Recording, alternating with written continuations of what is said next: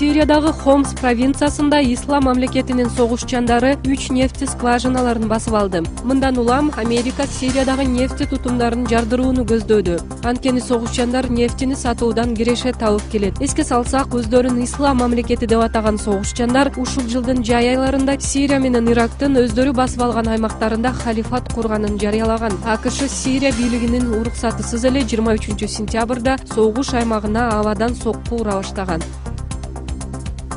Евро биримдик Орусияга карата санкцияларды күчүндө калтырды. Италия жана Венгриянын лидерлери санкция таасир этпей жатканын белгилеп, аны бошоңдотууну же алып салууну сунушташты. Бирок көпчүлүк өкүлдөр санкцияны алып салууга каршы чыгышты. Мисалы, Литва Орусияга экономикалык санкцияларды дагы да күчөтүүнү айтты. Евро биримдиктин кара тизмесинин башында Роснефть, Транснефть жана Газпромнефть, Уралвагонзавод компаниялары турат. Буларга убада эле Япония 24-сентябрдан тарта кошумча санкцияларды киргизген.